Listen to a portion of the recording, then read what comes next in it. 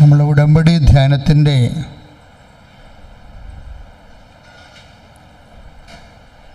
പ്രത്യേക ലക്ഷ്യം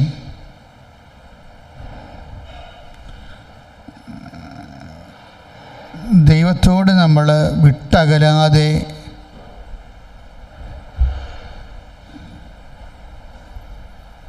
കൂടെ എപ്പോഴും നിൽക്കുക എന്നത് തന്നെയാണ്. The efficacy of covenant prayer.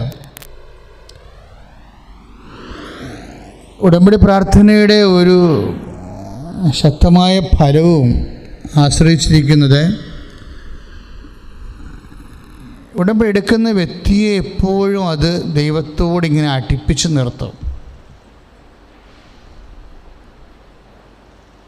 പ്രത്യേകിച്ച് നമ്മൾ തുടങ്ങണത് തന്നെ, നമ്മുടെ ദിവസം തുടങ്ങണത് തന്നെ പ്രത്യക്ഷീകരണ പ്രാർത്ഥനയോട് കൂടിയാണ്. ആ പ്രത്യക്ഷീകരണ പ്രാർത്ഥന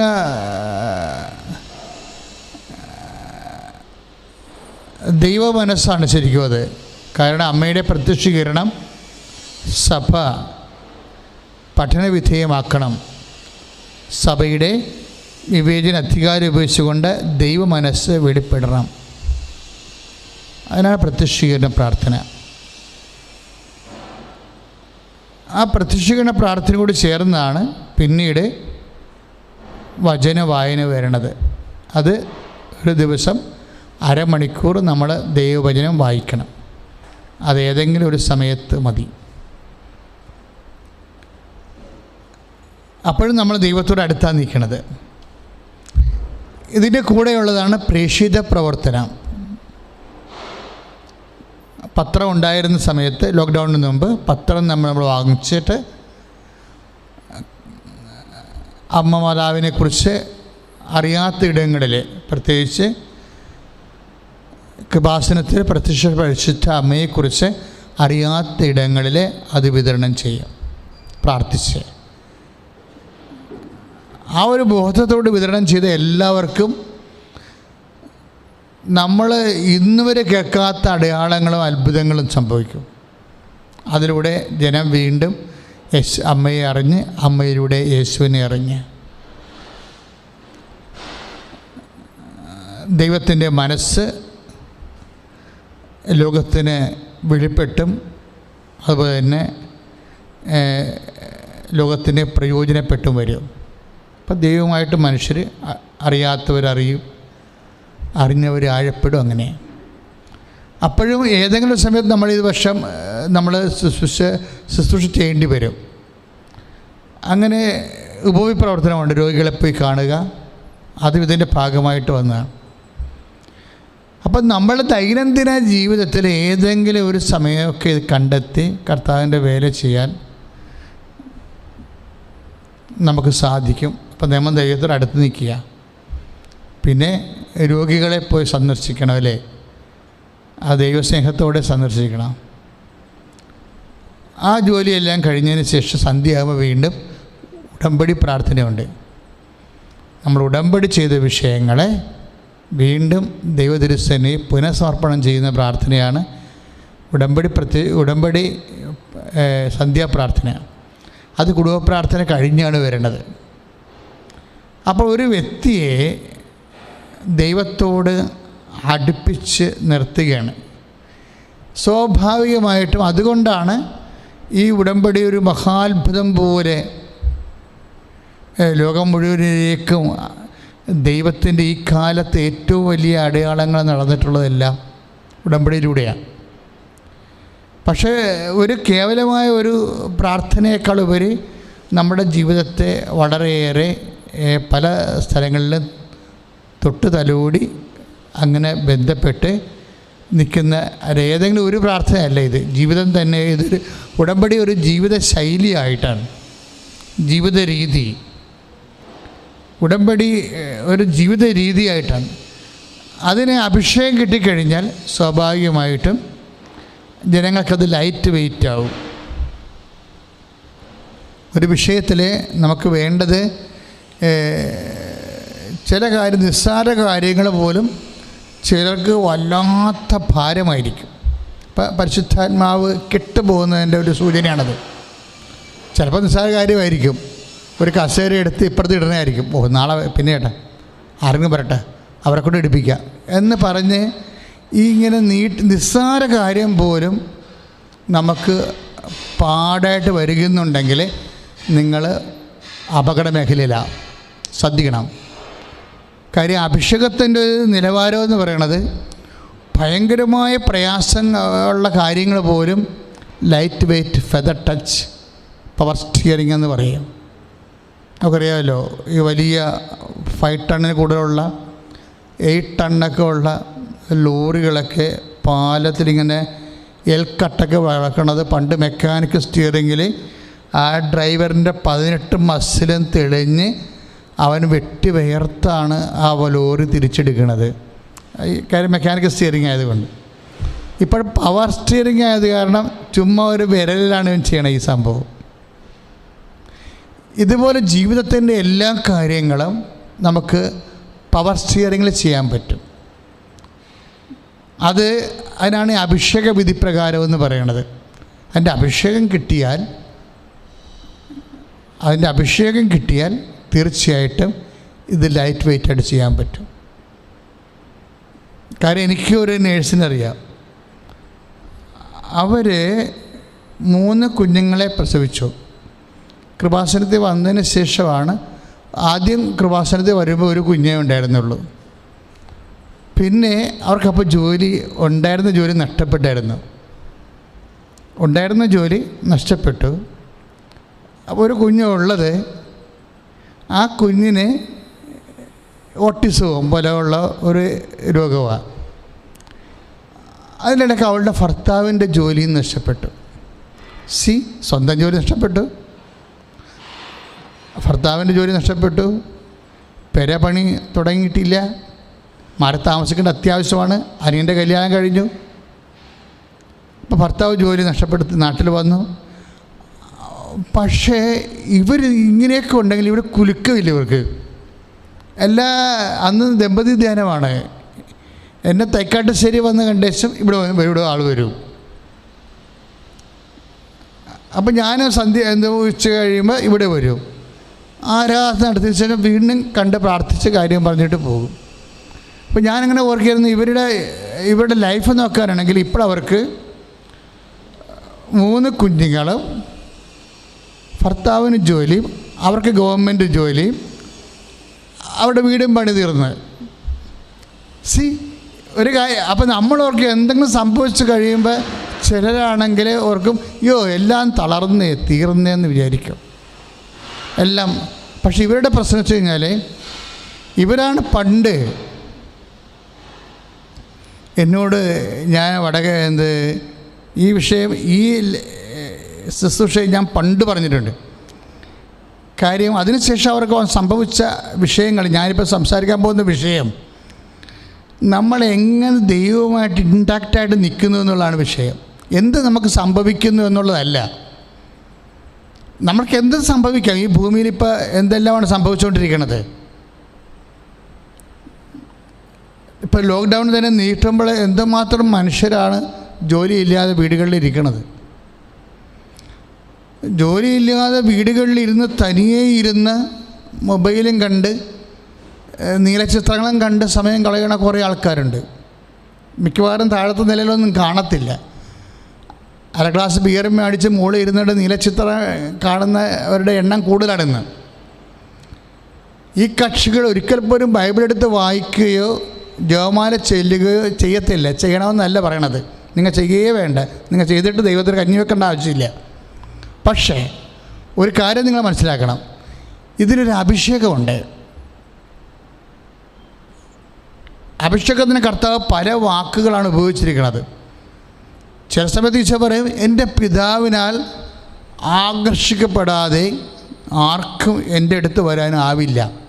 അപ്പം നമ്മൾ യോഹന്നാൻ്റെ സുവിശേഷം 6-ാം അധ്യായം വായിക്കുമ്പോൾ ഈ ഒരു ആകർഷണം വേണം. ശരിക്കും ഈ ആകർഷണം ഉണ്ടെങ്കിൽ ബാക്കി എന്തെല്ലാം ആകർഷണം ഉണ്ടെങ്കിലും നമ്മൾ അകപ്പെട്ടു പോകത്തില്ല. ബാക്കി ആകർഷണം എന്ന് പറയുന്നത് ഇപ്പോൾ ജോലി നഷ്ടപ്പെട്ട് അപ്പോൾ സ്വാഭാവികമായിട്ട് നമുക്ക് പോകുന്ന ആകർഷണം എന്തായിരിക്കും? ഭർത്താവിൻ്റെ ജോലി നഷ്ടപ്പെട്ടാൽ ഭാര്യയ്ക്ക് വരാൻ പോകുന്ന ആകർഷണം എന്തായിരിക്കും? എന്താകർഷണം ഉണ്ടാവും? അയ്യോ, ഇനി കുഞ്ഞുങ്ങളെ എങ്ങനെ വളർത്തും? ആകുലതയുടെ ആകർഷണം ഉണ്ടാവും. ജോലി നഷ്ടപ്പെട്ടാൽ ഉണ്ടാകാൻ പോകുന്നത് എന്താണ്? ആകുലതയുടെ ആകർഷണം ഉണ്ടാവും. പക്ഷേ കർത്താവുമായിട്ട് ബന്ധമുള്ള വ്യക്തിയാണെങ്കിൽ ആകുലതയുടെ ആകർഷണം ഉണ്ടാകത്തില്ല. ഈ വിഷയത്തിൽ കർത്താവ് എന്തെങ്കിലും ചെയ്യുമെന്ന് പറഞ്ഞുകൊണ്ട് പരിശുദ്ധാത്മാവുകളെ ആ വ്യക്തിയെ ഉള്ളിൽ നിന്ന് സാന്ത്വനപ്പെടുത്തിക്കൊണ്ടിരിക്കും. കർത്താവ് പറഞ്ഞത് പോകാൻ നേരത്ത് സ്വർഗാരോപണത്തിൻ്റെ കാലമായപ്പോൾ പറഞ്ഞത് സാന്ത്വനപ്പെടുത്തുന്ന, ആശ്വസിപ്പിക്കുന്ന ആത്മാവിനെക്കുറിച്ചാണ്. കാര്യം എന്തെങ്കിലും ഒരു സംഭവം നടക്കാൻ പോകുമ്പോൾ, അല്ല നടന്നു കഴിയുമ്പോൾ, നമ്മൾക്ക് ഒരു വിശ്വാസിക്ക് വേണ്ടത് ഭർത്താവിൻ്റെ അല്ലെങ്കിൽ ഭാര്യയുടെ അല്ലെങ്കിൽ മക്കളുടെ അയൽവാസികളുടെ ആശ്വാസം എന്നതിനേക്കാൾ ഉപരി ഒരു വിശ്വാസിക്ക് വേണ്ടത് ആത്മാവിൻ്റെ ആശ്വാസമാണ്. ആത്മാവ് നമ്മളെ ആശ്വസിപ്പിക്കണില്ല എങ്കിൽ, വേറെ ആരെങ്കിലും നമ്മളെ ആശ്വസിപ്പിക്കുന്നുണ്ടെങ്കിൽ അതിനെല്ലാം പരിധികളുണ്ട്. ഒരു പരിധി വിട്ടാൽ പിന്നെ അവർക്ക് നമ്മളെ ആശ്വസിപ്പിക്കാൻ പറ്റത്തില്ല. കാര്യം മനുഷ്യൻ്റെ ആശ്വാസങ്ങളെന്ന് പറയണത് ഒന്ന് പുറത്തുനിന്നുള്ള ആശ്വാസങ്ങളുണ്ടാകും, അകത്തുനിന്നുള്ള ആശ്വാസം ഉണ്ടാകും. നമ്മളെപ്പോഴും ആഗ്രഹിക്കുന്നത് പുറത്തുനിന്നുള്ള ആശ്വാസമാണ്. അത് ഭർത്താവിൻ്റെതാകാം, ഭാര്യയുടേതാകാം, മക്കളുടേതാകാം, മാതാപിതാക്കന്മാർക്ക്. പക്ഷെ അങ്ങനെ പുറത്തുനിന്നൊരു ആശ്വാസം ഉണ്ടായാൽ അത് ഒരു പരിധി കഴിയുമ്പോൾ നമ്മൾ ആശ്വസിപ്പിക്കുന്ന ആൾക്കാർക്ക് ആ ആശ്വാസം തുടരാൻ പറ്റാത്ത സാഹചര്യം വരും. അല്ലെങ്കിൽ അവരുടെ ആശ്വാസം നമുക്ക് അനുഭവിക്കാൻ പറ്റാത്ത സാഹചര്യം വരും. ഇത് രണ്ടും സംഭവിക്കാം. അകത്തുള്ള ആശ്വാസം എന്ന് പറയുന്നത് ആത്മാവിൻ്റെ ആശ്വാസമാണ്. അതുകൊണ്ട് തന്നെ പെന്തക്കോസ്ത കഴിഞ്ഞ് ഇപ്പോൾ തൃത്വൈക ദൈവത്തിൻ്റെ തിരുനാളും കഴിഞ്ഞ് ഇനി പ്രഷ്യസ് ബ്ലഡിൻ്റെ തിരുനാളിലേക്ക് നമ്മൾ പ്രവേശിക്കുകയാണ്, കോർപ്പസ് ക്രിസ്തി. അപ്പോൾ ഇങ്ങനെയുള്ള ഓരോരോ വിശ്വാസ രഹസ്യങ്ങളെക്കുറിച്ച് ധ്യാനിക്കുമ്പോൾ ആ ധ്യാനാത്മകമായ ജീവിതത്തിൻ്റെ കൂടെ സഞ്ചരിക്കുന്നത് ആരുടെ കൂടെയാണ്? ആത്മാവിൻ്റെ കൂടെയാണ്. അതുകൊണ്ട് തന്നെ ദൈവപൈതലെ നമ്മൾക്ക് ആരെല്ലാം ആശ്വസിപ്പിക്കാനുണ്ടായാലും പുറത്തുനിന്നുള്ള ആശ്വാസമാണ് അതെല്ലാം. ആന്തരികമായ ആശ്വാസം ആത്മാവിൻ്റെ ആശ്വാസമാണ്. അതാ കർത്താവ് പറയണത്, ഞാൻ ആശ്വാസകനായ പരിശുദ്ധാത്മാവിനെ നിങ്ങളിലേക്ക് അയക്കുമെന്ന്. അപ്പോൾ ദൈവപൈതൽ എപ്പോഴും ചിന്തിക്കേണ്ട കാര്യം, ഞാൻ ഇപ്പോഴും ഗൈഡഡ് ബൈ ദ സ്പിരിറ്റ് ആണോ? ആശ്വാസകനായ ആത്മാവിൻ്റെ സാന്ത്വനങ്ങളെ എനിക്ക് അഭിഷേകമായിട്ട് ഇപ്പോഴും അനുഭവിച്ചിട്ട് വിഷയങ്ങളെ ലൈറ്റ് വെയ്റ്റ് ആകുന്നുണ്ടോ? ഫെദർ ടച്ച് ആകുന്നുണ്ടോ? പവർ സ്റ്റിയറിങ് ആകുന്നുണ്ടോ? എല്ലാ വിഷയങ്ങൾക്കും അങ്ങനെയാണ്. കാര്യം നമ്മൾ കടന്നു പോകുന്ന വഴികൾ വളരെ തിക്തമാണെങ്കിലും നമ്മളെ അതിൻ്റെ ആവിയും പുകയും അറിയിക്കാതെ കൊണ്ടുപോകും. ഇപ്പോൾ അഗ്നിയിലൂടെ നടക്കുമെന്ന് നമ്മൾ സാധാരണ പറയത്തില്ലേ? ഐസിയാ വചനങ്ങളിൽ 43:2 നീ അഗ്നിയിലൂടെ നടക്കും. അപ്പം അത് നമുക്ക് മാറ്റാൻ പറ്റത്തില്ല. മനുഷ്യൻ്റെ ജീവിതത്തിൽ അഗ്നിയിലൂടെ നടക്കും. പക്ഷേ എന്താണ് സംഭവിക്കണത്? അഗ്നിയിലൂടെ നടക്കും, പക്ഷേ നിനക്ക് പൊള്ളലേൽക്കുകയില്ല എന്ന വചനം. ഐസിയാ 43:2 എന്താ?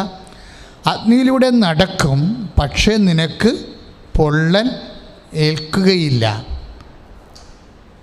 അതിനാണ് ഈ അഭിഷേകം എന്ന് പറയുന്ന വിഷയം. നമ്മളൊരു പ്രത്യേക കാലഘട്ടത്തിലൂടെ കടന്നു പോകും. ഇപ്പം ആ മോള് എന്താ സംഭവിച്ചത്? അവൾ എൻ്റെ മുറിയിൽ ആദ്യം വരേണ്ട സമയത്ത് 2016 ആ എപ്പിലെപ്സി ഓട്ടിസം ഉണ്ടായിരുന്ന കുഞ്ഞിനെയും കൊണ്ടാണ് വരണത്. ഇപ്പം 2 വയസ്സ്. അവൻ അന്ന് 1.5 വയസ്സേ മറ്റേ ഉണ്ട്, 1.5-2 വയസ്സുണ്ട്. അപ്പോൾ എന്നെ ഞെട്ടിപ്പിച്ച ഒരു സംഭവം, ഈ മകൻ എൻ്റെ മുറിയിലുണ്ട് അലമാരിയുടെ മുകളിലോട്ട് ഇവൻ ജനൽ വഴി കയറി.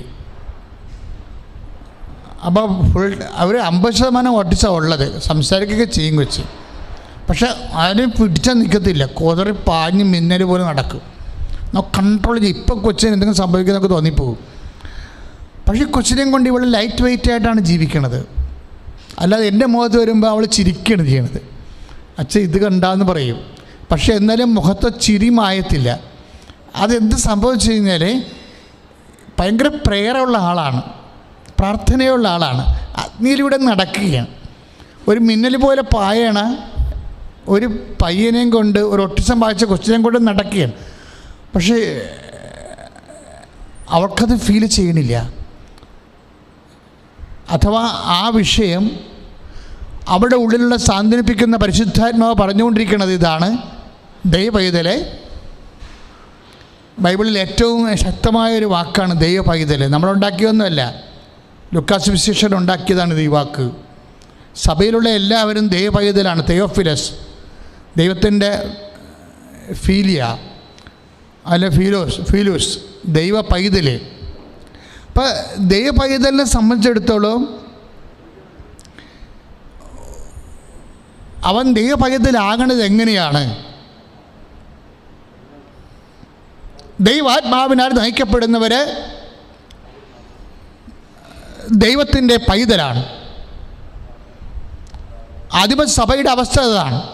അല്ലയോ തെയോഫിലസ് എന്ന് ചോദിക്കുമ്പോൾ അല്ലയോ ദൈവാത്മാവിനാൽ നയിക്കപ്പെടുന്നവനെ എന്നാണ് അർത്ഥം. ഇന്ന് തെയോഫിലസ് എന്ന് പറയാൻ പറ്റുമോ ആരെങ്കിലും? ജഡത്തിന് മുഴുവൻ ആത്മാവിനാൽ മനുഷ്യൻ നയിക്കപ്പെടുന്നത്. അപ്പോൾ അല്ലയോ തെയോഫിലസ് എന്ന് പറയുമ്പോൾ അഭിസംബോധന ചെയ്യുന്ന, ആദിമസഭ അഭിസംബോധന ചെയ്തത് ആരെയാണ്? ദൈവാത്മാവിനാൽ നയിക്കപ്പെടുന്നവരെ. റോമ 8:14 നമ്മൾ വായിക്കുന്നതാണ്: ദൈവാത്മാവിനാൽ നയിക്കപ്പെടുന്നവർ ദൈവത്തിൻ്റെ മക്കളാണ്, തെയോഫിലസ് ആണെന്ന്. ദൈവാത്മാവിനെ നയിക്കപ്പെടുന്നവരെ ദൈവത്തിൻ്റെ മക്കളാണ്, തെയോഫിലസ് ആണ്. അപ്പം തെയോഫിലസിൻ്റെ അടയാളം എന്താണ്? അവർ ദൈവാത്മാവ് നയിക്കപ്പെടുമ്പോൾ ദൈവാത്മാവ് എന്താണ് സംഭവിച്ചത്, എന്തിനാണ് സംഭവിച്ചത് എന്ന് നമ്മളെ ഉള്ളിൽ പറഞ്ഞുകൊണ്ടേയിരിക്കും. ആ നേഴ്സിനോട് ദൈവാത്മാവ് പറഞ്ഞുകൊണ്ടിരുന്നത് എന്താണ്? നിനക്ക് പ്രാർത്ഥിക്കാൻ, നീ പ്രാർത്ഥനയിൽ വളരാൻ, പ്രാർത്ഥിക്കാനൊരു വിഷയം ദൈവം നിൻ്റെ മകളിൻ്റെ ഉള്ളിൽ നിനക്ക് തന്നിരിക്കുന്നു. യു പ്രേ വെൽ, നീ പ്രാർത്ഥിക്കുകയെന്ന്. അവളത് കേട്ടു, പ്രാർത്ഥിക്കുക തന്നെ ചെയ്തു. അതിൻ്റെ ആന്തരിക സാന്ത്വനം അനുഭവിക്കുന്നുണ്ട്. പരിശുദ്ധാത്മാവ് സാന്ത്വനിപ്പിക്കുന്ന ആത്മാവാണെന്ന് പറയുന്നത് എങ്ങനെയാണ്? പരിശുദ്ധാത്മാവ് നമുക്ക് സത്യങ്ങളെ വെളിപ്പെടുത്തി തരും. നിങ്ങൾ സത്യമറിയും. പരിശുദ്ധാത്മാവിനെ കുറിച്ച് കർത്താവ് പറയുമ്പോൾ the spirit of the truth, എന്നാൽ സത്യത്തിൻ്റെ ആത്മാവെന്നാണ് പറയണത്. എന്ന് വെച്ചാൽ എന്താണ്? ആത്മാവ് അതിൽ തന്നെ സത്യമാണ്. അത് തന്നെ നമ്മൾക്കും നമ്മുടെ ജീവിതത്തിനെക്കുറിച്ചുള്ള സത്യങ്ങൾ പറഞ്ഞു തരും. അങ്ങനെ സത്യങ്ങൾ നമ്മുടെ ജീവിതത്തെക്കുറിച്ച് അറിഞ്ഞു കഴിയുമ്പോൾ യോഹന്നാൻ 8:32 വർക്കൗട്ട് ചെയ്യും. എന്താണ്? നിങ്ങൾ സത്യമറിയും, സത്യം നിങ്ങളെ സ്വതന്ത്രരാക്കുമെന്നും. ഈ സ്വാതന്ത്ര്യം ഭയത്തിൽ നിന്നുള്ള സ്വാതന്ത്ര്യമാണ്. ഇത് പുത്രസ്വീകാരത്തിൻ്റെ സ്വാതന്ത്ര്യമാണെന്ന് പൗലോസ് പറയുമ്പോൾ പുത്രന് എന്താണ് സംഭവിച്ചിരിക്കുന്നത്? അവന് ഭയമില്ല. കാര്യം എന്താണ്? അവൻ ദൈവത്താൽ നയിക്കപ്പെടുന്നു. കാരണം എന്താണ്? അവൻ ദൈവപൈതലാണ്. കാരണം എന്താണ്? അവൻ പരിശുദ്ധാത്മാവിൻ്റെ സാന്ത്വനം അനുഭവിക്കുന്നു. സ്തുതിക്കട്ടെ, ഹല്ലേലൂയ. പ്രിയമുള്ളവരെ, യോഹന്നാൻ 14:26 15:26 പരിശുദ്ധാത്മാവ് സഹായകനാണ്. ഈ സഹായം നമുക്ക് ലഭിക്കുന്നത് എങ്ങനെയെന്ന് വെച്ച് കഴിഞ്ഞാൽ, പരിശുദ്ധാത്മാവ് വാട്ട് ഈസ് ഹാപ്പനിങ് നൗ, എന്താണ് ഇപ്പോൾ നിൻ്റെ ജീവിതത്തിൽ സംഭവിച്ചുകൊണ്ടിരിക്കുന്നത് എന്ന് നമ്മളോട് പറഞ്ഞുകൊണ്ടിരിക്കും. എന്താണ്? നീ പതറണ്ട, നീ തകരണ്ട. എന്താണ് നിൻ്റെ ജീവിതത്തിൽ ഇപ്പോൾ സംഭവിച്ചുകൊണ്ടിരിക്കുന്നത്? ഇത് എപ്പോൾ തീരും എന്ന് വരെ പരിശുദ്ധാത്മാവ് പറയും. അതാ കർത്താവ് പറഞ്ഞ വരാനിരിക്കുന്ന കാര്യങ്ങൾ അവൻ നിങ്ങളെ അറിയിക്കും. നിൻ്റെ തകർച്ചയ്ക്ക് ഇനി അധികം മാറാൻ അധികം കാലമുണ്ടാവത്തില്ല. ഇങ്ങനെ ഏറ്റവും സെറ്റ് കാര്യങ്ങൾ. പക്ഷെ മുമ്പ് പറഞ്ഞതുപോലെ ഇപ്പോൾ യോഹന്നാൻ 16:13 ഈ സത്യാത്മാവെന്നാണ് ഈശോ വിളിക്കുന്നത്. സത്യാത്മാവ് നിങ്ങളെന്ത് ചെയ്യും? പൂർണ്ണ സത്യത്തിലേക്ക് നയിക്കും. ഒരു വിഷയത്തിൻ്റെ പൂർണ്ണ സത്യത്തിലേക്ക് നയിക്കും. ഇപ്പോൾ രോഗം തന്നെയാണെന്ന് വിചാരിച്ചോ, ആ രോഗത്തിന് ഒരു സത്യം ഉണ്ടാകുമല്ലോ. ആ രോഗത്തിനൊരു നുണയുണ്ടാവും. നുണയെന്താണ്? നമുക്കൊരു രോഗം തന്നെ വന്നെന്ന് വിചാരിച്ചോ, ആ രോഗത്തിനൊരു സത്യമുണ്ടാകും, ആ രോഗത്തിനൊരു നുണയുണ്ടാകും. ഈ ഭൂമിയിലുള്ള എല്ലാ കാര്യങ്ങൾക്കും സത്യമുണ്ട്, നുണയുമുണ്ട്. അതിൻ്റെ സത്യമെന്ന് പറയുന്നത് അതിൻ്റെ ദൈവ മനസ്സാണ്. അതിന് നുണയെന്ന് പറയണത് ദൈവ മനസ്സിൽ നിന്ന് മനുഷ്യനെ പിന്തിരിപ്പിക്കുന്ന എന്തും നുണയായി മാറാം. മനുഷ്യൻ സ്വതന്ത്രനാകണമെങ്കിൽ അതിൻ്റെ സത്യം അറിയണം. അതാണ് യോഹന്നാൻ നമ്മൾ 8:32 നേരത്തെ കണ്ടത്.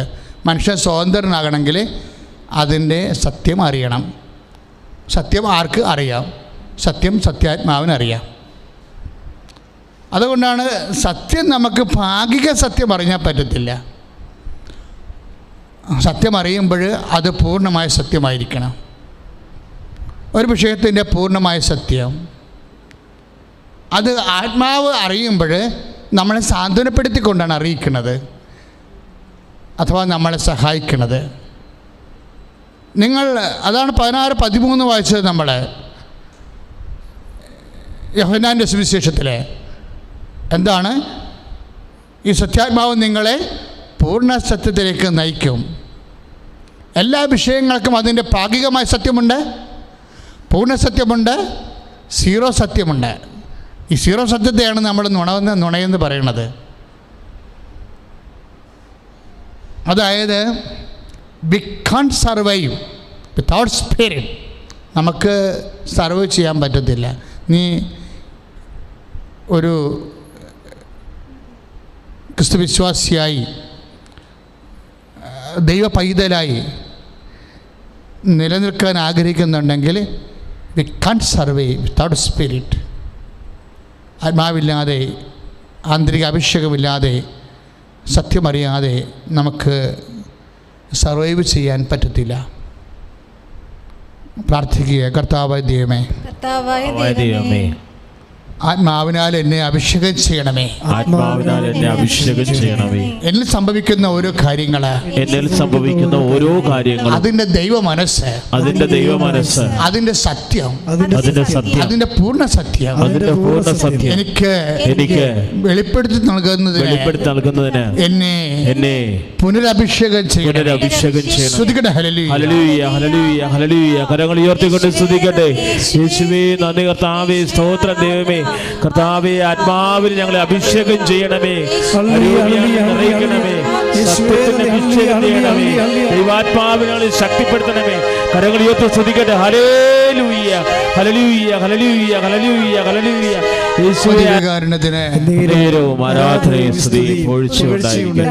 ഞാനിപ്പോഴും ഈ ലേഡിയെക്കുറിച്ച് പറയാൻ കാരണം, ഞാൻ എപ്പോഴും മുറിയിലിരുന്നപ്പോൾ എൻ്റെ സഹപ്രവർത്തകരോട് സംസാരിച്ചപ്പോൾ ഈ ലേഡിയെക്കുറിച്ച് ഞാൻ സൂചിപ്പിച്ചിരുന്നു. അപ്പോൾ അവരുടെ കൂടെ വർക്ക് ചെയ്തിട്ടുള്ളവരാ. അവരെന്നോട് പറഞ്ഞത്, ഈ സ്ത്രീ ഇവർ നഴ്സിംഗ് കോളേജിൽ പഠിക്കണ കാലത്ത് തന്നെ ആശുപത്രികളിൽ രോഗികൾക്ക് ചോറ് കൊണ്ടു കൊടുക്കും. അത് എന്തൂസിയാസമാണ്, ഭയങ്കര സ്പിരിറ്റായിട്ടാണ് ഇവരങ്ങ് ചെയ്യണത്. അല്ല, ഇങ്ങനെ ഒരു ജോലി ചെയ്യണത് നല്ലതാണ്, നമുക്ക് പുണ്യം കിട്ടും, അങ്ങനെയൊന്നുമല്ല. മറിച്ച് കർത്താവിൻ്റെ നാമത്തെ മഹത്വപ്പെടുത്താൻ വേണ്ടി അപ്പോസ്തലികമായ തീഷ്ണതയോടുകൂടിയാണ് ഈ ജോലി ചെയ്യണത്. ഇങ്ങനെയൊക്കെ ജോലി ചെയ്ത് കഴിഞ്ഞാൽ ഉണ്ടാകുന്നൊരു ഗുണം, ദൈവമായിട്ട് നമുക്കൊരു ആത്മബന്ധമുണ്ടാകും. ഇങ്ങനൊരു ആത്മബന്ധം ഉണ്ടായാൽ, ദൈവമായിട്ടുള്ള ആത്മബന്ധം എന്തിനെയാണ് അടിസ്ഥാനപ്പെടുത്തിയിരിക്കുന്നത്? ആത്മാവിൻ്റെ ബന്ധമാണ്. അവർ സബ്ജക്റ്റ് ഈസ് ഹോളി സ്പിരിറ്റ്. ദൈവമായി ആത്മബന്ധം, ഒരു മനുഷ്യനുമായിട്ട് ആത്മബന്ധം എന്ന് പറയുന്നത് സ്നേഹത്തിൻ്റെ ചെടിക ബന്ധമാകാം ചിലപ്പോഴേ. അപ്പോൾ ദൈവമായിട്ട് ആത്മബന്ധം എന്ന് പറയുമ്പോൾ എന്താണ്? ആത്മാവിൻ്റെ ബന്ധം. Where you are guided by the Holy Spirit, you have a intense relation with Jesus. നിങ്ങൾ ആത്മാവിലാണോ ദൈവവുമായിട്ട് ഐക്യപ്പെട്ടിരിക്കുന്നത്? അതാണ് ആത്മബന്ധം എന്ന് പറയുന്നത്. നമുക്കുണ്ടാകുന്ന എൻതൂസിയാസം ഇൻ ഗോഡ്. ഇപ്പം എൻതൂസിയാസം എന്ന് പറഞ്ഞ വാക്കില്ലേ, എന്താണത്? എൻതയോസ് ഇൻ ഗോഡ് എന്നർത്ഥം. ദൈവം ഉള്ളിൽ വന്നു കഴിയുമ്പോൾ ഒരു മനുഷ്യനുണ്ടാകുന്ന അത്യുത്സാഹങ്ങളാണ് എൻതൂസിയാസം എന്ന് പറയണത്. ഇതിൻ്റെ ഒരു പ്രത്യേകത, ഇതിനാണ് നമ്മൾ ആന്തരിക അഭിഷേകം എന്ന് പറയണത്. ഇത് കിട്ടിയത് ദൈവസഹത്തിലാണ് വർക്കൗട്ട് ചെയ്യണത്. ദൈവത്തിലെ whether you have taken the covenant prayer or not, അതിനൊക്കെ വലിയ കാര്യമാണ് നിങ്ങൾ ദൈവമായിട്ട് സ്നേഹത്തിൽ അബൈഡാണോ എന്ന്. നിങ്ങൾ ഉടമ്പടി എടുത്തിരിക്കുന്നതിനേക്കാൾ വലിയ കാര്യമാണ് നിങ്ങൾ ദൈവമായിട്ട് ആന്തരികമായിട്ട് സ്നേഹത്തിലാണോ എന്ന്.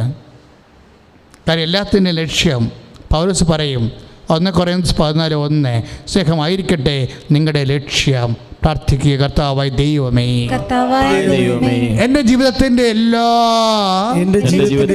പ്രവർത്തനങ്ങളുടെയും ലക്ഷ്യം, ചിന്തകളുടെ ലക്ഷ്യം, പ്രാർത്ഥനയുടെ ലക്ഷ്യം, ധ്യാനത്തിൻ്റെ ലക്ഷ്യം അങ്ങയുടെ സ്നേഹത്തില് നിറയാനും അതുവഴി അങ്ങയെ മഹത്വപ്പെടുത്താനുമായി എന്നെ അഭിഷേകം ചെയ്യണം.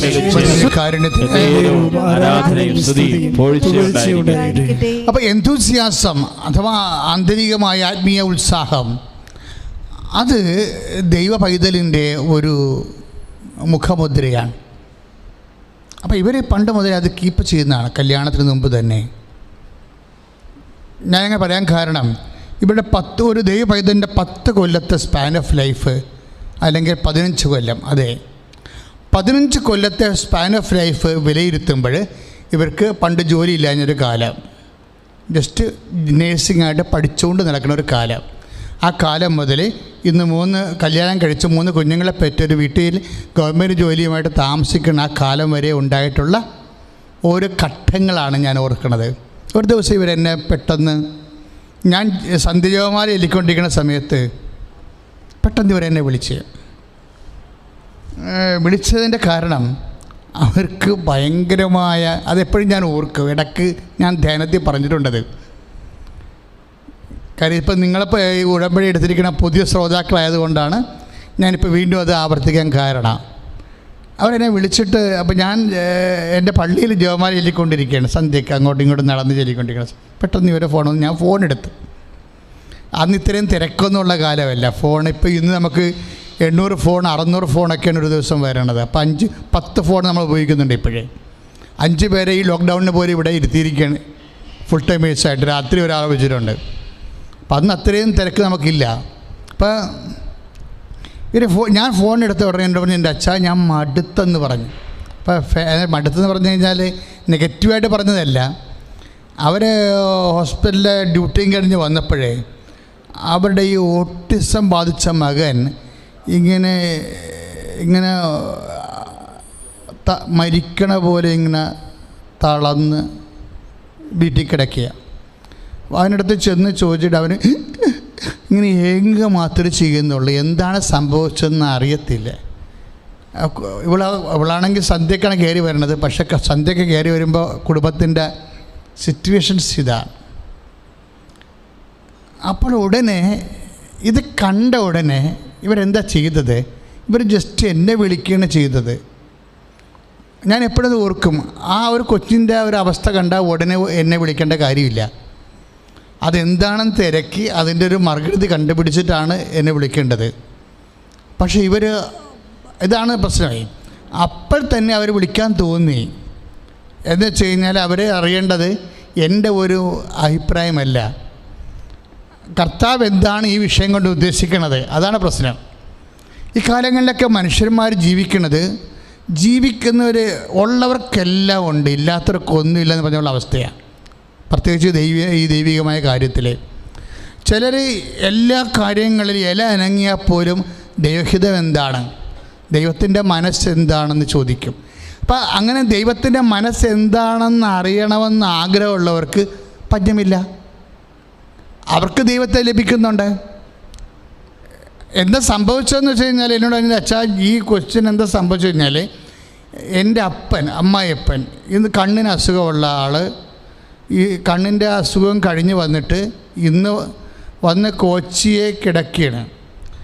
അപ്പോൾ കണ്ണ് തെളിയുന്നുണ്ടെന്ന് നോക്കാൻ വേണ്ടി പത്രം വായിച്ചുകൊണ്ട് കൊച്ചിയെ കിടക്കുന്നു. ചെറിയ അക്ഷരവും വലിയ അക്ഷരമൊക്കെ കാണുന്നുണ്ടോ എന്നറിയാൻ വേണ്ടിയാണ് അപ്പനങ്ങനെ പത്രം വായിക്കുന്നത്. അപ്പോൾ ഈ പയ്യൻ അകത്ത് കണ്ടപ്പോഴേ അപ്പനിങ്ങനെ ചെറിയ അക്ഷരം അടുത്ത് നോക്കും, പത്രം താഴ്ത്തും, വലിയ അക്ഷരം കാണുന്നുണ്ട് പത്രം അകലെ പിടിക്കും. ഇങ്ങനെയൊക്കെ കാണുമ്പോൾ ആ ഓട്ടിസം വായിച്ച കുഞ്ഞ് വിചാരിക്കണത് അപ്പം പാത്ത് കളിക്കണമെന്ന് വിചാരിച്ചത്. കാര്യം കണ്ടേ എന്നൊക്കെ പറഞ്ഞുകൊണ്ട് നമ്മൾ പിള്ളേർ കളിക്കത്തില്ല അവിടെ. അപ്പോഴേ അതുപോലെ കളിക്കണേ പത്രം പൊക്കിയും താത്തിയും അവന് ആ കുസൃതി തോന്നിയിട്ട് അവൻ വന്ന് അപ്പാപ്പനെ കണ്ടേ എന്നും പറഞ്ഞുകൊണ്ട് ഈ പത്രം പറിച്ച് താത്തിയോടുകൂടി അവൻ്റെ കൈ അപ്പാപ്പൻ്റെ കണ്ണിൽ കേടായിരിക്കണ കണ്ണാണേ. ഒന്നും ഒറ്റ അടി വെച്ച് കൊച്ചിനുണ്ട്.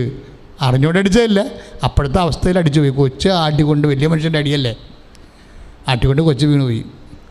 വരാനങ്ങിയിട്ടില്ല. എങ്ങി അവിടെ കറണ്ടടിച്ച പക്ഷീനെ പോലെ കിടക്കുക. ഇവക്കാണെങ്കിൽ ആരോട് പറയാനാണ് നമ്മൾ?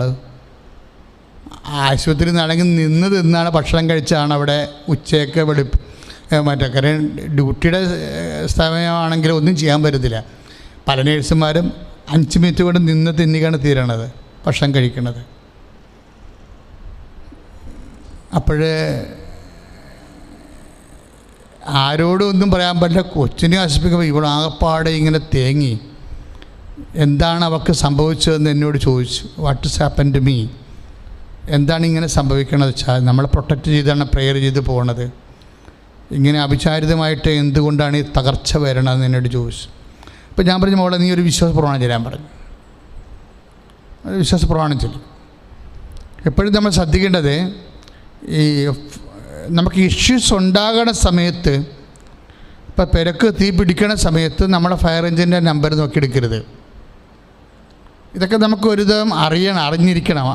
അത്യാഹിത വിഷയങ്ങളിലേക്കെല്ലാം ഇപ്പോൾ 100, 108 എന്നൊക്കെ പറഞ്ഞ ആൾക്കാർ പറയത്തില്ല. അതുപോലെ നമുക്ക് ആ സംഭവം അറിഞ്ഞിരിക്കണം. അല്ലെങ്കിൽ 100 108 പോലീസിനെ വിളിക്കണം, ആംബുലൻസിനെ വിളിക്കണം, ഫയർ എഞ്ചിനെ വിളിക്കാൻ, അങ്ങോട്ടും ഇങ്ങോട്ടും കൺഫ്യൂഷൻ ഉണ്ടാക്കിയിട്ട് വിളിക്കുന്ന സമയം നമുക്ക് സമയം കിട്ടത്തില്ല. കാര്യം ഓരോ സെക്കൻഡിന് വലിയ വലിയ നഷ്ടങ്ങൾ ഉണ്ടാകുന്ന സമയമാണ് അത്യാഹിത സമയം എന്ന് പറയുന്നത്. അപ്പോൾ അത്യാഹിത സമയത്ത് കറക്റ്റ് പരിശുദ്ധാത്മാവ് നമുക്ക് കൃത്യമായിട്ട് ആന്തരികമായിട്ട് കിട്ടിയാൽ നമുക്ക് കാഷ്വാലിറ്റിയൊക്കെ കുറഞ്ഞിരിക്കും. അപ്പോൾ ദൈവമായിട്ടുള്ള ബന്ധമെന്നുകൊണ്ട് കാഷ്വൽ ബന്ധമല്ല, ഒരു നിരന്തരമായ ഒരു ബന്ധമാണെന്ന് ഓർക്കണം. അതാണ് ഉടമ്പടി നമ്മളെ സഹായിക്കണതിൻ്റെ പരിപാടി. കാര്യം വെളുപ്പിന് 5 തൊട്ട് വൈകുന്നേരം രാത്രി 10 വരെ ഉടമ്പടിയുടെ സ്പിരിറ്റിലാണ് നമ്മൾ ജീവിക്കുന്നത്. അത്രയ്ക്ക് ടൈറ്റ് പ്രെയറാണ്. പക്ഷേ നമുക്ക് ലൈറ്റ് വെയിറ്റാണിത്, നമ്മൾ അറിയത്തില്ല. ചെയ്യുന്നവനെ സംബന്ധിച്ചിടത്തോളം സന്തോഷത്തോടെയാണ് അവരത് ചെയ്യണത്. ചെയ്യാൻ കൃപ കിട്ടാത്തവന് ഇടയ്ക്ക് അവസാനിപ്പിച്ചുള്ളൂ, അതിന് പ്രശ്നമൊന്നുമില്ല. അപ്പോൾ അതേസമയം തന്നെ അപ്പം ഞാൻ പറഞ്ഞ ഒരു വിശ്വാസപ്രമാണം ചെല്ലാൻ പറഞ്ഞു. കാര്യം ഇവളോട് കർത്താവ് സംസാരിക്കുമെന്ന് എനിക്കറിയാം. കാര്യം അവൾ കർത്താവിൻ്റെ ഇൻറ്റിമേറ്റാണ്. അവളോട് സംസാരിക്കും. അവളോട് സംസാരിച്ചാൽ പിന്നെ ആരോട് സംസാരിക്കാനാ? ഓർമ്മ വെച്ച കാലം പോലെ ക്രിസ്തു എന്നും പറഞ്ഞ് നടക്കുകയാണ്. അത് നടക്കുക മാത്രമല്ല, അതിന് ജീവിക്കുക, അതിനുവേണ്ടി പ്രാർത്ഥിക്കുകയാണ്. എന്തെങ്കിലും ഒരു കാര്യം ഉണ്ടെങ്കിൽ കർത്താവിനെ കൂട്ടിയേ സംസാരിക്കത്തുള്ളൂ, പറയത്തുള്ളൂ, ആ കാര്യം വിലയിരുത്തത്തുള്ളൂ. കർത്താവിനെ നോക്കിയാണ് ഓരോ ചെവിടും വെക്കണത്. അങ്ങനെ കർത്താവേ എന്നും പറഞ്ഞ് ജീവിക്കുന്ന കുറേ മനുഷ്യരുണ്ട്. ഇപ്പം ഞാൻ ഇവളോട് കർത്താവ് സംസാരിക്കുന്നത് എനിക്കറിയാം. അപ്പം ഞാൻ പറഞ്ഞു, നീ വിശ്വാസപ്രമാണം ചെല്ലാൻ പറഞ്ഞു. അപ്പം ഞാനും വിശ്വാസപ്രമാണം ചൊല്ലി, അതറിയണ്ടല്ലേ അവളും വിശ്വാസപ്രമാണം ചൊല്ലി. വിശ്വാസപ്രമാണം ചൊല്ലി കഴിഞ്ഞില്ല, അതിന് മുമ്പ് ഞാനൊരു ചോദ്യം അവളോട് ചോദിച്ചു. കഴിയാനായപ്പോൾ ചോദിച്ചു, മോളെ ഇത് നീ ഈ കുട്ടി ഡൊമസ്റ്റിക് ഡോറാണെന്ന് പറയണമെന്ന് ഈശോ പറയണമെന്ന്. സത്യം പറഞ്ഞ ആ മെസ്സേജ് എനിക്കും അറിയാൻ പാടില്ല, അവൾക്കും അറിയത്തില്ല. അപ്പോൾ അവൾ എന്നോട് ചോദിച്ചു, എന്താണെന്ന് വെച്ചാൽ ഡൊമസ്റ്റിക് ഡോർ എന്ന് പറയണത്. അവൾ ആദ്യം കേൾക്കുകയാണ്, പക്ഷെ ഞാനും ആദ്യം കേൾക്കുകയാണ് ഡൊമസ്റ്റിക് ഡോർ. ഇപ്പോൾ ഡൊമസ്റ്റിക് എന്ന് വെച്ചാൽ നമുക്ക് ഹോം അഫെയർസ് നമുക്കറിയാം, വീട്ടുകാര്യങ്ങളാണ്. അപ്പോൾ ഡോറെന്ന് പറയുമ്പോൾ അപ്പോൾ ഞാൻ പറഞ്ഞത് വീണ്ടും ഞാൻ ഒരു സ്വർഗസ്ഥനായ പിതാവ് അവളെ കേൾപ്പിക്കാതെ മനസ്സിൽ ചൊല്ലി. കാര്യം എനിക്കിത് പറഞ്ഞു കൊടുക്കും, ഞാനാണല്ലോ ഇത് പറഞ്ഞു കൊടുത്ത ആൾ. അപ്പോൾ എനിക്കത് പറഞ്ഞു കൊടുക്കാൻ എൻ്റെ ആ ദർശനം വ്യാഖ്യാനിക്കാൻ, അല്ലെങ്കിൽ ഇത് ദർശനം പോലും അല്ല, ആന്തരികമായ ഒരു പ്രചോദനമാണ് ഈ മെസ്സേജ് വരേണ്ടത്, ഡൊമസ്റ്റിക് ഡോർ എന്നുള്ളത്. അപ്പം ഞാൻ അവളോട് പറഞ്ഞു, ആ ഒരു സ്വർഗസ്ഥനായ പിതാവ് ചൊല്ലിക്കഴിഞ്ഞാൽ പറഞ്ഞു, മോളെ ഇത് ഇങ്ങനെയാണ്, ഒരു വീടിന് ഡൊമസ്റ്റിക് ഡോർ ഉണ്ടെന്ന് ഈശോ പറയണത്. എന്ന് വെച്ചാൽ വീട്ടുകാർക്ക് മാത്രം കയറാൻ പറ്റിയ വാതിൽ, പബ്ലിക് അതിലൂടെ കയറത്തില്ല. ഇപ്പം നമ്മുടെ സന്ദർശന മുറിയിലെ വാതിലെന്ന് പറയുമ്പോൾ പബ്ലിക് കയറുന്ന വാതിലാണ്. വീട്ടുകാർ കയറുന്ന വാതിലെന്ന് പറഞ്ഞാൽ ഇടനാഴികളിലുണ്ടാകുന്ന വാതിലുകളാണ്. ഇപ്പം ഞാൻ അവളോട് പറഞ്ഞ്, ഇപ്പം അപ്പനകത്തിരിക്കണം എന്ന് വിചാരിച്ചു. അപ്പനകത്തിരിക്കണം, കുട്ടികൾക്ക് അവർക്ക് സ്കൂളിലോ അല്ലെങ്കിൽ കോളേജിലോ അല്ലെങ്കിൽ ജോലി സ്ഥലത്തേക്ക് പോകുമ്പോൾ മാന്യമര്യാദയുള്ള കുഞ്ഞുങ്ങളാണെങ്കിൽ അപ്പനോട് വന്ന് പറഞ്ഞിട്ട് പോകും, അപ്പ പോണിടാ, ഒരു വാക്കെങ്ങനെ പറയാം, അപ്പ പോണിടാ എന്നിങ്ങനെ പറഞ്ഞിട്ട് പോകും. അപ്പോഴേ അങ്ങനെ പറയാനുള്ള കുഞ്ഞുങ്ങൾ എങ്ങനെയാണ് വരേണ്ടത്? പുറത്ത് വന്ന് കോളിംഗ് ബെല്ലടിച്ച് വിസിറ്റിംഗ് ടൈം കുറിച്ചിട്ട് ഒഫീഷ്യലായിട്ടല്ലല്ലോ വരുന്നത്. അവർ ഇടനാഴിയിലുള്ള വാതിലെ കൂടി കയറി വന്നിട്ട് പറഞ്ഞിട്ട് പോകണമാണ്. ഇതാണ് ഡൊമസ്റ്റിക് ഡോർ എന്ന് പറയുന്നത്. നാട്ടുകാർക്ക് അപ്പനെ കാണണമെന്നുണ്ടെങ്കിൽ, അപ്പൻ കാര്യശേഷിയുള്ള ആളാണെങ്കിൽ നേരത്തെ വന്ന് വാതിക്കൽ നിന്ന് കോളിംഗ് ബെല്ലടിച്ച് അപ്പം തുറന്ന്, ചിലപ്പോൾ പുറത്തിരുന്ന് സംസാരിക്കേണ്ടവരാ പുറത്തിരുന്ന്, അകത്തോട്ട് കയറ്റേണ്ടവരാ അകത്തോട്ട് കയറ്റി, അങ്ങനെയൊക്കെ കുറേ എറ്റിക്വറ്റ്സും കുറേ സാങ്കേതിക വിഷയങ്ങളുണ്ട്. ഇത് പബ്ലിക് ഡോറാണ്, ഡൊമസ്റ്റിക് ഡോറല്ല. ഈ സ്വകാര്യ വാതിലാണ് ഡൊമസ്റ്റിക് ഡോറ്. അപ്പോഴേ ഞാൻ ഇവളോട് പറഞ്ഞു, മോളെ ഈ കുട്ടി ഡൊമസ്റ്റിക് ഡോറാണെന്ന് ഈശോ പറയുന്നുണ്ടെന്ന് പറഞ്ഞു. It's A problem is over. ഈ കുഞ്ഞ് ഡൊമസ്റ്റിക് ഡോറാണ് എന്ന് വെച്ച് കഴിഞ്ഞാൽ, നിനക്ക് നിൻ്റെ അപ്പൻ്റെ അടുത്ത് കോളിംഗ് ബെല്ലടിക്കാതെ, സന്ദർശനത്തിന് സമയം കുറിക്കാതെ, ഇഷ്ടമുള്ളപ്പോൾ കയറി വരാൻ വേണ്ടിയുള്ള ഒരു ഡൊമസ്റ്റിക് ഡോർ. ഈ കുട്ടി ജീവിച്ചിരിക്കുന്നിടത്തോളം കാലം നിൻ്റെ ഈശോൻ്റെ അടുത്ത് നിനക്ക് ഏത് സമയത്തും വരാം. ഞാൻ കേട്ടിട്ട് തന്നെ ഞാൻ തന്നെ മിണ്ടാണ്ടായി. അവസാനം ഞാൻ പറഞ്ഞു, ദൈവം ഇങ്ങനെ സംസാരിക്കണം ഞാൻ ഒരിക്കലും കേട്ടിട്ടില്ല. ദൈവം ഇങ്ങനെ സംസാരിക്കണത് ഇത് കേട്ടോടുകൂടി അവൾ കണ്ണീർ തുടച്ചെന്ന് എനിക്ക് ഉറപ്പായി. കാര്യം എന്താണ്? അത് ഫിൽഡ് വിത്ത് ഹോളി സ്പിരിറ്റ് മെസ്സേജാണത്. അത് ഉൾക്കൊള്ളാനുള്ള ആന്തരിക അഭിഷേകം അവൾക്കുണ്ട്. അപ്പം ഞാനത് കേട്ടോടുകൂടി എനിക്ക് ഭയങ്കര സന്തോഷം. ഞാൻ വെച്ചാൽ ആ സന്തോഷം എൻ്റെ 3 ദിവസത്തോളം നിന്ന്. കാര്യം ഇങ്ങനെ ഒരു സംഭവം ഉണ്ടല്ലോ, എത്രയോ മനുഷ്യരെ അനുഭവിക്കുന്ന പ്രശ്നങ്ങളെ സത്യാത്മാവ് വരുമ്പോൾ നിങ്ങളെ പൂർണ്ണസത്യത്തിലേക്ക് നയിക്കുമെന്ന് കർത്താവ് പറഞ്ഞില്ലേ? 16:13 പറഞ്ഞില്ലേ? സത്യാത്മാവ് വരുമ്പോൾ നിങ്ങളെ പൂർണ്ണസത്യത്തിലേക്ക് നയിക്കുമെന്ന്. ഈ ഓട്ടിസം ബാധിച്ച കുട്ടി അമ്മായപ്പന് അപ്പാപ്പനെ അടിച്ചിട്ട് ചത്തതുപോലെ കിടക്കണ കൊച്ച്, ഈ കൊച്ചിനെയൊക്കെ സംബന്ധിച്ചിടത്തോളം അവിടെ നിന്ന് പ്രശ്നമുണ്ടാക്കി മാറി താമസിച്ച് കുടുംബം കുട്ടിച്ചോരാക്കി മാറി താമസിക്കാനുള്ള എല്ലാ വകുപ്പുകളും അതിൻ്റെ അകത്തുണ്ട്. ബുദ്ധിബോധമില്ലാത്ത മരുമക്കളാണെങ്കിൽ ചൈൽഡ് ലൈനിൽ അപ്പം തന്നെ വിളിച്ച് പറയും. ചൈൽഡ് ലൈനിൽ അപ്പം തന്നെ എന്തെല്ലാം നിയമപ്രശ്നങ്ങളാണ് വരാൻ പോണത്. അങ്ങനെ വളരെ വഷളാകാൻ സാധ്യതയുള്ളൊരു വിഷയമാണ്. വെറുതെ സിമ്പിളായിട്ട് ആ വിഷയം തീരുകയാണ്. എന്താണ്? അത് ഡൊമസ്റ്റിക് ഡോറാണെന്ന്. നിനക്കിഷ്ടമുള്ളപ്പോൾ കർത്താവിൻ്റെ അടുത്തേക്ക് വരാൻ വേണ്ടി കർത്താവ് നിനക്ക് തന്നിരിക്കുന്ന ഒരു ആനുകൂല്യമായിട്ട് മാറുകയാണ്. പല അശനിപാതങ്ങളും നമുക്ക് ദൈവം നൽകിയ ആനുകൂല്യങ്ങളാണ് തിരിച്ചറിയണമെന്നുണ്ടെങ്കിൽ സത്യാത്മാവ് വരണം. എല്ലാ വിഷയങ്ങൾക്കും അതിന് സത്യമുണ്ട്, എല്ലാ വിഷയങ്ങൾക്കും അതിൻ്റെ നുണയുണ്ടെന്ന് പറയും. ഇപ്പോൾ ഓട്ടിസം ബാധിച്ച കുട്ടികളെക്കുറിച്ച് അതിന് നുണയുണ്ട്. ഇപ്പം മാസ്റ്റർബേറ്റായിട്ട് ജീവിച്ചിട്ടുള്ള ആൾക്കാരാണ് ഓട്ടിസം ബാധിച്ച കുഞ്ഞുങ്ങളെ ജനിപ്പിക്കണമെന്നും പറഞ്ഞൊരു തിയറിയുണ്ട്. അതതിൻ്റെ നുണയാണ്, അതിൻ്റെ നുണയാണത്. അതുപോലെ തന്നെ മാതാപിതാക്കന്മാർ തമ്മിൽ ലൈംഗിക ബന്ധത്തിലുണ്ടായിട്ടുള്ള നേരത്തെ പ്രീ മാരിറ്റൽ സെക്സൊക്കെ ചെയ്തിട്ടുള്ള ആൾക്കാർക്കാണ് ഓട്ടിസം ബാധിച്ച കുഞ്ഞുങ്ങളുണ്ടാകുന്നതെന്ന് ഒരു തിയറിയുണ്ട്. അതതിൻ്റെ നുണയാണ്. അതിൻ്റെ സത്യമെന്ന് പറഞ്ഞാൽ എന്താണ്? ഡൊമസ്റ്റിക് ഡോറാണ് എൻ്റെ സത്യം. എന്താണ്? എല്ലാ മാതാപിതാക്കന്മാർക്കും എല്ലാ മനുഷ്യ വിശ്വാസികൾക്കും ദൈവത്തിൻ്റെ അടുത്ത് സ്വകാര്യമായി വരാൻ വേണ്ടി ഒരു സ്വകാര്യമായി തുറക്കാവുന്ന ഒരു വാതിലെ, നിൻ്റെ മുമ്പിൽ തുറന്നിട്ടിരിക്കുന്ന ഒരു വാതിലെ. നമ്മൾ ഐസയ്യാ 40:22 പറയും, ഞാൻ തുറന്ന വാതിൽ ആരും അടക്കുകയില്ല, അടച്ച വാതിൽ ആരും തുറക്കത്തില്ല.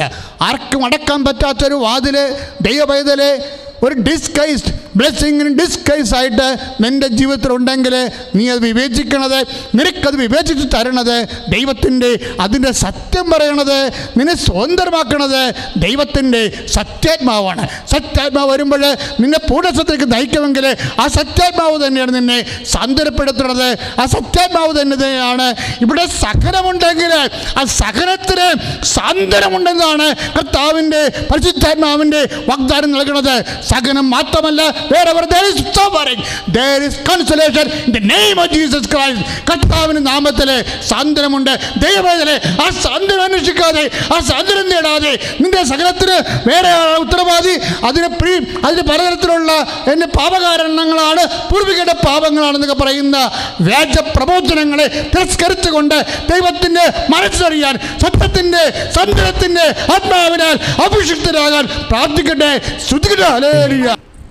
ഈ വചനത്തോട് നമ്മൾ ഇപ്പോൾ കേട്ട വചനങ്ങളില്ലേ, പരീക്ഷണങ്ങൾ ദൈവം അനുവദിച്ചാൽ ദൈവത്തിന് അതിനെക്കുറിച്ച് കരവിചാരിപ്പുണ്ട് എന്ന് പറഞ്ഞ വചനം, ഞാൻ നേരത്തെ പറഞ്ഞിട്ടുള്ള മറ്റു വചനങ്ങൾ അതിലൂടെ ചേർത്ത് വായിക്കാൻ പറ്റിയൊരു വചനമാണ് പ്രഭാഷകൻ 2:3. പ്രഭാഷകൻ 2:3, 2-ാം അധ്യായം 3-ാമത്തെ വാക്യം. അവിടുത്തോട് അകലാതെ ചേർന്ന് നിൽക്കുക. അവിടുത്തോട് വിട്ട് അകലാതെ ചേർന്ന് നിൽക്കുക. നിൻ്റെ അന്ത്യദിനങ്ങൾ ധന്യമായിരിക്കും. ഒരു മനുഷ്യൻ്റെ ജീവിതത്തിലെ ഏറ്റവും ക്ലേശകരമായ നിമിഷമാണ് അന്ത്യദിനങ്ങൾ. നമ്മൾ നന്മ നിറഞ്ഞ മറിയുന്ന പ്രാർത്ഥന ചെല്ലുമ്പോഴും നമ്മുടെ ഈ അങ്കലാപ്പ് അതിൽ പെടുത്തിയിട്ടുണ്ട്. ഇപ്പോഴും ഞങ്ങളുടെ മരണസമയത്ത് വന്ന് ഒരു മനുഷ്യൻ്റെ ഏറ്റവും വികലമായ സമയമാണ് അവൻ്റെ അന്ത്യദിനങ്ങൾ. നമുക്ക് കടങ്ങളുണ്ടാകാം, നമുക്ക് ജപ്തി നടപടികളുണ്ടാകാം, നമുക്ക് രോഗങ്ങളുണ്ടാകാം. അങ്ങനെയുള്ള പല നിമിഷങ്ങളിലൂടെ നമ്മൾ കടന്നു പോയിട്ടുള്ളവരാകാം. പക്ഷെ അതിനേക്കാൾ കഠോരമാണ് അന്ത്യദിനങ്ങൾ. പ്രഭാഷകൻ എന്താ പറയണത്? 2:3 അവിടുത്തോട്ട് വിട്ടകലാതെ ചേർന്ന് നിൽക്കുക. നിൻ്റെ അന്ത്യദിനങ്ങൾ ധന്യമായിരിക്കും. ദൈവത്തോട് ചേർന്ന് നിൽക്കുമ്പോൾ അന്ത്യദിനങ്ങൾ വരെ ധന്യമാകുമെങ്കിൽ തീർച്ചയായിട്ടും ദൈവവേദലെ അതിന് താഴെയുള്ള മാനസികാഘാതം വരുന്ന മറ്റ് എല്ലാ നിമിഷങ്ങളും ധന്യമായിരിക്കും. Very simple. ദൈവത്തോട് അവിടത്തോട് ചേർന്ന് വിട്ടകലാതെ ചേർന്ന് നിൽക്കുക. നിൻ്റെ അന്ത്യദിനങ്ങൾ ധന്യമായിരിക്കും. കർത്താവിനോട് വിട്ടകലാതെ ചേർന്ന് നിൽക്കുന്നാൽ നമ്മുടെ ഒരു മനുഷ്യൻ്റെ ആയുസ്സിൽ ഏറ്റവും മോശമായ സമയം അവൻ്റെ അന്ത്യദിനങ്ങളാണെങ്കിൽ കർത്താവിനോടുള്ള ചേർന്ന് നിൽപ്പ് അന്ത്യദിനങ്ങളെ ആശ്വസിപ്പിക്കുമെങ്കിൽ എൻ്റെ ദൈവവേദലെ അതിന് താഴെയുള്ളതാണ് എല്ലാ പരീക്ഷങ്ങളും. നിൻ്റെ ജോലി, നിൻ്റെ വീട്, നിൻ്റെ വിവാഹം, നിൻ്റെ കുടുംബത്തിൽ നീ അനുഭവിക്കുന്ന ഓരോ തകർച്ചയും അന്ത്യമുഹൂർത്തങ്ങളെക്കാളും ആഘാതം കുറഞ്ഞതാണ്. ഈ നിമിഷങ്ങളെല്ലാം അതിജീവിക്കാനാണ് പ്രഭാഷകൻ 2:3 ദൈവാത്മാവ് നമ്മളോട് സംസാരിക്കണം. എന്ത് ചെയ്യണം? നമ്മൾ ബൈറ്റ് അവിടുത്തോട് വിട്ടകലാതെ ചേർന്ന് നിൽക്കുക. അവിടുത്തോട് വിട്ടകലാതെ ചേർന്ന് നിൽക്കുക. പ്രാർത്ഥനയിലെ, ഭക്തിയിലെ ഈ വിട്ടകലാതെ ചേർന്ന് നിൽക്കുന്നതിനാണ് ഈ ഭക്തി എന്ന് പറയുന്നത്. ഭക്തി പ്രാർത്ഥനയിൽ മാത്രമല്ല, ഭക്തി പ്രവർത്തനത്തിലുമുണ്ട്. എല്ലാ ഉടമ്പടിയുടെ എല്ലാ പ്രേക്ഷിത പ്രവർത്തനങ്ങളും ഭക്തിയുടെ പ്രവർത്തനങ്ങളാണ്.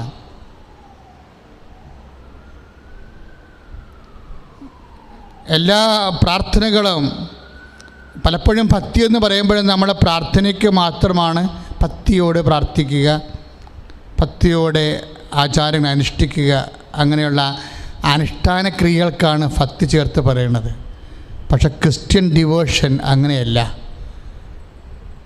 അവിടുത്തോട് വിട്ടകലാതെ ചേർന്ന് നിൽക്കാൻ പറയണത് ജീവിതത്തിൻ്റെ എല്ലാ മുഹൂർത്തങ്ങളിലും ദൈവത്തോട് കാണിക്കുന്ന ഭയത്തോടെ കൂടിയുള്ള ഒട്ടിച്ചേർപ്പ്. തിക്തം, ഇക്ത, രക്തം, നമ്മുടെ സംസ്കൃത ധാതു എല്ലാം അഡ്ഹേഴ്സിയോ എന്നുള്ള അർത്ഥമാണ്. ഒട്ടിപ്പിടിപ്പ്. ഇപ്പം രക്തം എന്ന് വെച്ച അർത്ഥം എന്താ? രജോ ഗുണത്തോട് ഒട്ടിച്ചേർപ്പെന്നതിൻ്റെ അർത്ഥം. കാരണം തണുത്ത രക്തം ചൂടായി, അതായത് ക്ഷത്രിയ രക്തം എന്നൊക്കെ പറഞ്ഞത് രജോ ഗുണമുണ്ട് മനുഷ്യന്, തമോ ഗുണമുണ്ട്, ബ്രഹ്മഗുണമുണ്ട്. അതുപോലെ തന്നെ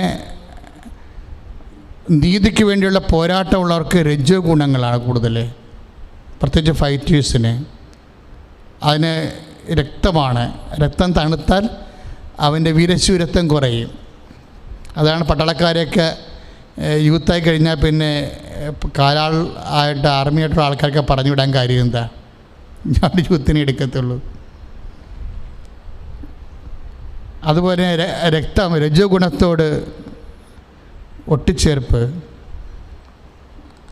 അതുപോലെ തന്നെ ഭക്തി ദൈവത്തോട് ഭയത്തോടെയുള്ള ഒട്ടിച്ചേർപ്പാണ്. ദൈവത്തോട് മുപ്പളമ നോക്കാതെ തോളെ കൈയിട്ട് നടക്കണ, അങ്ങനെ ചിന്തിക്കണ കുറേ ആൾക്കാരുണ്ട്. നിങ്ങളുടെ അത്തരം ഭക്തിയൊക്കെ ഒരുതരം ഭക്തിയുടെ പേക്കോലങ്ങളാണ്. ദൈവമാണെങ്കിൽ, ആത്മാവാണ് നിങ്ങൾ നയിക്കപ്പെടുന്നതെങ്കിൽ ആത്മാവ് ഒരു മിനിമം ഭയം തരും നമുക്ക് ദൈവത്തെക്കുറിച്ചുള്ള ആന്തരികമായൊരു ഭയം. ആ ഭയം എന്തൊരു ചെയ്യും? നമ്മളോട് ദൈവത്തെ ഭയത്തോടു കൂടി നമ്മൾ ദൈവത്തെ, ആ സ്നേഹത്തിൽ നിന്ന് നിർഭരമായ ഭയമാണത്. അല്ല, സ്നേഹത്തിൽ നിന്നുണ്ടാകുന്നൊരു ഭയമാണ്, ദൈവത്തെ ദൈവമായി അറിഞ്ഞുകൊണ്ടുള്ള ഒരു ഭയം. ഈ ഭയത്തോടു കൂടി നമ്മൾ ദൈവത്തോട് ഒട്ടിച്ചേർക്കുമ്പോൾ എന്ത് കിട്ടുമെന്നാണ് പറയണത്? നമുക്ക് കാരുണ്യം കിട്ടുമെന്നാണ്. ഇന്നലെ ഞാൻ അമ്മ മാതാവിൻ്റെ ദൈവമാത തിരുനാളായിരുന്നു ഇന്നലെ. അമ്മ മാതാവിൻ്റെ ദൈവമാതത്വ തിരുനാളാണ്. ശരിക്കും പറഞ്ഞാൽ ആരാധനാക്രമത്തിലൊക്കെ വിസിറ്റേഷൻ, സന്ദർശന തിരുനാളെങ്കിലും സന്ദർശനം ചെയ്തോ ഇല്ലയോ എന്നുള്ളതൊന്നും വിശ്വാസത്തിൻ്റെ, അത് അങ്ങനെ ഒരു സംഭവം നടന്നില്ലെങ്കിൽ വിശ്വാസം നിലനിൽക്കാത്ത അവസ്ഥ ഒന്നുമല്ല. പക്ഷേ അമ്മ ദൈവമാതാവാകുന്നുള്ളത് നമ്മുടെ വിശ്വാസത്തിൻ്റെ വളരെ ഗുരുതരമായ ഒരു അടിസ്ഥാന വിശ്വാസമാണ്, തേയോത്തോക്കോസ്. അതുകൊണ്ട് ഞാനെപ്പോഴും ആ വചനം വായിച്ചപ്പോൾ എൻ്റെ മനസ്സിൽ വന്നത് ദൈവമാതാവിൻ്റെ തിരുനാൾ, ദൈവമാതത്തെ വെളിപാടുള്ള ദിവസമായിരുന്നു ഇന്നലെ. എൻ്റെ കർത്താവിൻ്റെ അമ്മ എന്നെ കാണാൻ എനിക്കെങ്ങനെ യോഗ്യതയെന്ന് എലിസബത്ത് ചോദിക്കുമ്പോഴേ മറിയം ദൈവത്തിൻ്റെ അമ്മയാണെന്ന് വെളിപ്പെടുത്തിയ ഒരു സുവിശേഷ മുഹൂർത്തമാണത്. അത് വായിച്ചുകൊണ്ടിരിക്കുന്ന സമയത്ത് എൻ്റെ മനസ്സിൽ വന്നത്, അവിടുന്ന് തൻ്റെ ഭക്തരുടെ മേൽ തൻ്റെ കാരുണ്യം തലമുറകൾ തോറും കാണിക്കുമെന്ന്. ദൈവം തൻ്റെ കാരുണ്യം തൻ്റെ ഭക്തരുടെ മേൽ തലമുറകൾ തോറും കാണിക്കും. അതായത് അമ്മ എങ്ങനെയാണ് ദൈവമാതാവായെന്നുള്ള ചോദ്യത്തിന് പരിശുദ്ധാത്മാവ് നൽകുന്നൊരു മറുപടിയായിട്ടാണ് എനിക്കത് തോന്നിയത്. അമ്മ പറഞ്ഞത് എൻ്റെ യോഗ്യതയല്ല, ഞാൻ അപ്പായുടെ ഒരു ഭക്തയാണ്, ഒരു വല്ലാത്ത ഭക്ത. എന്നുവെച്ചാൽ 4 വയസ്സിൽ പെറ്റ് സാമുവലിനെ പോലെ ദേവാലയത്തെ കൊണ്ടുവന്ന് നിർത്തി 12 വയസ്സ് വരെ അപ്പായുടെ കൂടെ ജീവിച്ചപ്പോൾ കിട്ടിയ ഭക്തിയാണത്. അത് അമ്മ 12 വയസ്സ് കഴിഞ്ഞപ്പോൾ ആ ഭക്തി കളഞ്ഞില്ല. ഇന്ന് ലോകത്തിന് മുഴുവൻ സംഭവിച്ചിരിക്കണ എൻ്റെ പ്രശ്നം, 12 വയസ്സ് വരെ എല്ലാവർക്കും ഭക്തിയുണ്ട്, വിശ്വാസമുണ്ട്. പല ക്രിമിനൽസും പണ്ട് ഓൾട്ടർ ബോയ്സ് ആയിരുന്നു, അറിയാമോ നിങ്ങൾക്ക്? ഞാനിവിടെ ഇടവക ചെല്ലുമ്പോൾ വെള്ളമടിച്ച് 4 കാലിലൊക്കെ വരുന്നവന്മാരെ കാണുമ്പോൾ നാട്ടുകാർ പറഞ്ഞതാണ്, ഇവൻ പണ്ട് ഓൾട്ടർ ബോയ് ആണെന്ന് പറയും. സി വാട്ട് ഹാപ്പൻഡ്, എവിടെയാണ് സംഭവിച്ചത്? 12 വയസ്സായപ്പോൾ അവൻ്റെ ഭക്തി നഷ്ടപ്പെട്ടു. അങ്ങനെ ഭക്തി നഷ്ടപ്പെടുന്നുണ്ടെങ്കിൽ അത് മാതാപിതാക്കന്മാരെയോ സഭയെ കുറ്റം പറയേണ്ട കാര്യമില്ല, ആ വ്യക്തി തന്നെയാണ് കളഞ്ഞത്. കാര്യം ഓരോ 12 വയസ്സെന്ന് പറയുന്നത് ഒരു ആത്മീയ പൗരത്വത്തിൻ്റെ ഒരു കാലമാണെങ്കിൽ ഒരു പിശാച് ഒരു മനുഷ്യനെ ഒരിക്കലും തൊടത്തില്ല unless we give a chance. അതുകൊണ്ടാണ് എഫേസ്യരുടെ പുസ്തകത്തിൽ പറയുന്നത്, സത്താന് നിങ്ങൾ അവസരം കൊടുക്കരുത്. ആരെങ്കിലും ഭക്തിയിൽ നിന്ന് വിട്ടുപോയിട്ടുണ്ടെങ്കിൽ അത് അവൻ്റെ മാത്രം ഉത്തരവാദിത്വമാണ്. ആരെങ്കിലും ഭക്തിയിൽ നിന്ന് വിട്ടുപോയിട്ടുണ്ടെങ്കിൽ അത് അവൻ്റെ മാത്രം ഉത്തരവാദിത്വമാണ്. എനിക്ക് 9ാം ക്ലാസ്സിൽ വെച്ച് കുറച്ച് അബ്രീവേഷൻ സംഭവിച്ച ആളാണ്. ചിത്തക്കൂട്ടുകെട്ട് കാരണം എൻ്റെ വിശുദ്ധിയ പ്രാർത്ഥന പോയ ആളുണ്ട്, ഒരു കാലമുണ്ട്. പക്ഷേ 10ാം ക്ലാസ് ആയപ്പോൾ ഞാൻ തന്നെ തിരിച്ചു വന്നത്. 1 കൊല്ലം മാത്രമേ എനിക്കൊരു ഗ്യാപ്പ് കിട്ടിയുള്ളൂ, കർത്താവുമായിട്ട് അകന്ന് പോകേണ്ട ഒരു കാലം വന്നുള്ളൂ. പക്ഷേ 10ാം ക്ലാസ്സിലായപ്പോൾ ഞാൻ തിരിച്ചു വന്നു. ആരാണ്? ഞാൻ തന്നെ പോയി, ഞാൻ തന്നെ തിരിച്ചു വന്നതാണ്. ഇന്നുവരെ പിന്നെ പോയിട്ടില്ല കർത്താവിനിടയ്ക്കെന്ന്. ആരെങ്കിലും 12 വയസ്സുകാർ ഏതെങ്കിലും കാരണവശാൽ കർത്താവിൽ നിന്ന് ഭക്തിയിൽ നിന്നും പ്രാർത്ഥനയിൽ നിന്നും പോയിട്ടുണ്ടെങ്കിൽ നിങ്ങൾ മാതാപിതാക്കന്മാരെ കുറ്റം പറഞ്ഞിട്ടൊരു കഥയുമില്ല. ഏത് കുട്ടിയാണ് പോയത്, അത് അവളുടെ അല്ലെങ്കിൽ അവൻ്റെ മാത്രം ഉത്തരവാദിത്വമാണെന്ന് ഈ ധ്യാനം കേൾക്കുമ്പോൾ നിങ്ങൾ തിരിച്ചറിയണം. പരിശുദ്ധാമ്മ 12 വയസ്സ് കഴിഞ്ഞിട്ടും അപ്പായോടുള്ള ഭക്തി നിലനിർത്തി. അങ്ങനെ നിലനിർത്തിയത് കൊണ്ട് അമ്മയോട് പരിശുദ്ധാത്മ പറഞ്ഞു, മേരി നീ എങ്ങനെ കർത്താവിൻ്റെ അമ്മയായെന്നറിയാമോ? അതിലൊരു കാരണം, പല കാരണങ്ങളുണ്ട്. ഒരു കാരണം അവിടുത്തെ കാരുണ്യമാണ്. അതാണ് ലൂക്കാ 1:50 എഴുതിയിരിക്കുന്നത്. അവിടുത്തെ ഭക്തരുടെ മേൽ അവിടുത്തെ കാരുണ്യം തലമുറകൾ തോറും കാണിക്കുമെന്ന്. നമ്മുടെ തലമുറയിൽ മാത്രമല്ല, അടുത്ത തലമുറയിലും അതിൻ്റെ പിന്നത്തെ തലമുറയിലും കാണിച്ചുകൊണ്ടേയിരിക്കുമെന്ന് കാരുണ്യം. അനാദ്യമായ കാലം മുതൽ ദൈവം സൂക്ഷിച്ചു വച്ചിരിക്കുന്ന കാരുണ്യമുണ്ട്. മനുഷ്യനെ സൃഷ്ടിക്കുമ്പോൾ അവൻ തെറ്റ് ചെയ്യുമെന്ന് കണക്കാക്കിയിട്ട് അതിനെ പരിഹാരം ചെയ്യാൻ വേണ്ടി സൂക്ഷിച്ചു വെച്ച നിരന്തരദ്രവ്യമായ ദൈവകാരുണ്യം. അതാർക്കാണ് വിളമ്പിക്കൊടുക്കുന്നത്? അവിടുന്ന് തൻ്റെ ഭക്തരുടെ മേൽ. ആർക്കൊക്കെയാണ്? തലമുറകൾ തോറും. There full of sap have A green എന്ന് പറഞ്ഞ വചനമുണ്ട്. ഇടയ്ക്ക് എൻ്റെ മനസ്സിൽ വരുന്നൊരു വചനമാണ്, they are full of sap ever green. കർത്താവിൽ ആശ്രയിക്കുന്നവൻ, കർത്താവിനോട് ഭക്തി കാണിക്കുന്നവൻ, അവൻ എത്ര വാർദ്ധക്യം ചെന്നാലും അവൻ ഹരിതാഭമായിരിക്കും. സങ്കീർത്തനം 92:14 there are full of sap ever green.